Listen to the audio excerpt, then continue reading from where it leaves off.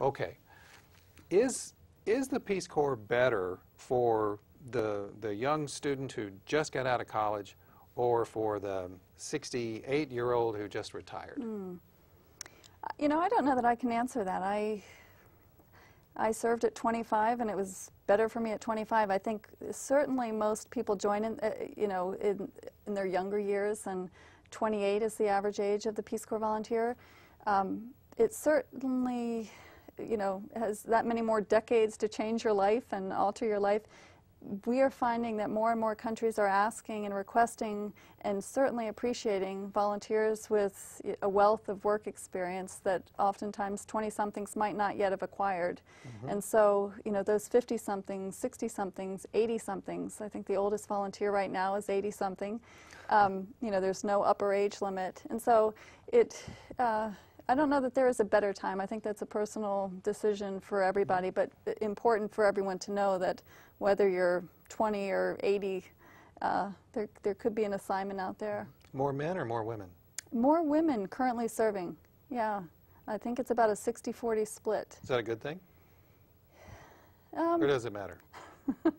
I just was reminded of my training group, and it was so female heavy, and so I guess it depends, you know. Certainly I think there were some females in the group that wished that it was a better balance and maybe some more men in the program, but I think that I think a lot of the community service numbers, you know, show as the numbers that I've ever come across, a lot more women than men, and so I think that that's not altogether surprising that the Peace Corps bears that out, a bit of a slant. All right, so for those of us who are watching, if you're ready to consider the Peace Corps, we're going to go through an application. So let's go through that right now. So start your application process. And step one is basic eligibility. Looks like, are you a U.S. citizen or are you at least 18 years old? That's pretty easy. Well, I was going to say, you've passed page 1.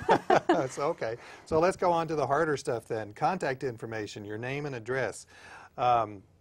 Yeah. Pretty easy stuff. It is, and the important thing is all of the application can be submitted online. You save as you go, so you can do it at your leisure. We're really letting people know that if they want to go overseas in 2011, now is the time to apply, because we're already filling those positions, whether it's April or, you know, late next year.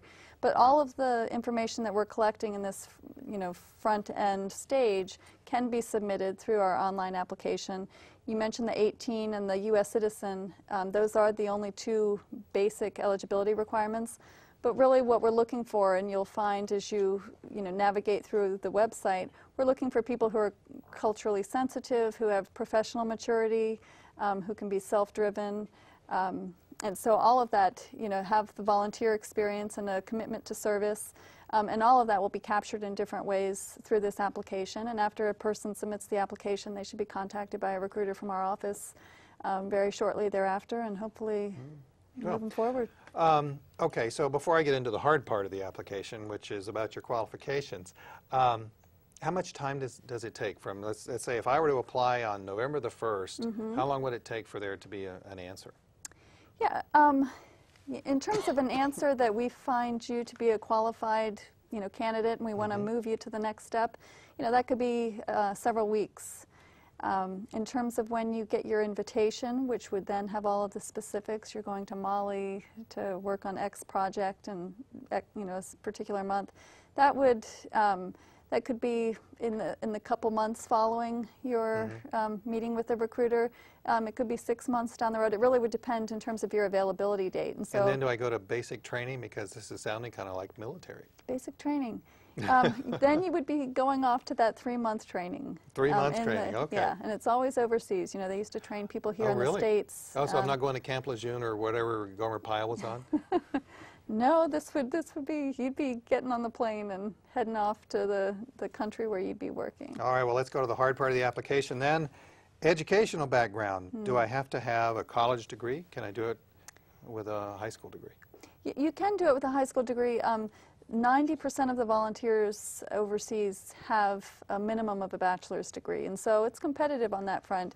But certainly work experience is respected and appreciated, and so for somebody, for example, who has managed their own business or who has grown up on a farm or who has a lot of hands-on experience, that certainly can qualify you for numerous positions. Well, yeah, when you look at the major fields of study, the first one is agriculture. It's probably because it's alphabetical, but still, that's pretty important, isn't it? It is important. You know, the education field is still our largest sector, but agriculture, a lot of countries looking for people who can, you know, work in different capacities within that field, so certainly important. Foreign language. Still just French and Spanish. You know, French and Spanish are really the only two that we're generally looking for. Now, that's not to say, you know, most people don't already speak Bambara or don't already speak Romanian, so that's not going to be something you'll see on the application piece, but we have a lot of assignments that are being requested in Latin America, so they're going to have a Spanish proficiency minimum, and then certainly in Francophone Africa, looking for someone with at least a year of French. And so having a year of French or a year of Spanish at minimum really opens up so many more doors, and that is something that's great to bring up, because I would tell anybody who's interested in joining the Peace Corps, having French or Spanish proficiency, having that 1 year minimum, like I said, gives you more options, and then having volunteer experience, that's a great marriage there. So if I say I want to go to Mali and you offer me Nicaragua, can I say no and back off?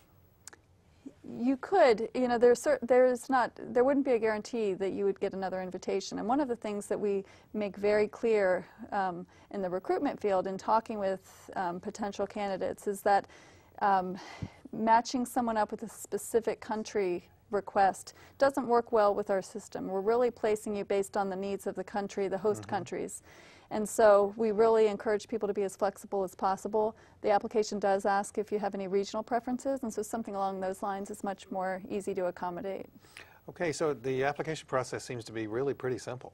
It's straightforward. It is. We only have about a minute left, I think, and wow, the show has flown by. And if you would tell us just a little bit about Aaron Williams coming to speak, but then I want to end up with, and we have less than a minute to go, what's the best thing about Peace Corps from your standpoint? Peace Corps. Okay. Well, Director Williams, as you said, is coming on November 19th. He'll be at Town Hall, and World Affairs Council of Seattle is hosting him, and it's going to be a great event. He's going to be talking about the legacy of the Peace Corps. He himself was a Peace Corps volunteer in the late 60s in Dominican Republic. Oh, wow. He has great stories. He is going to be sharing some updates about the Peace Corps, and again, with the 50th anniversary right here on the cusp, this is going to be an excellent event, so we're very happy with the World Affairs Council collaborating on this. All right, 10 seconds. The best thing about Peace Corps? Best thing about the Peace Corps is just the person you are coming back. Fantastic, a life-changing experience. Absolutely. So there you have it. If you want more information, go to peacecorps.gov, and November 19th, we'll see you at Town Hall there with the World Affairs Council, world-affairs.org. We'll see you right here on Public Exposure next week. Take care. Oh, thank you very much. Wow, we're great. Thank you, thank you.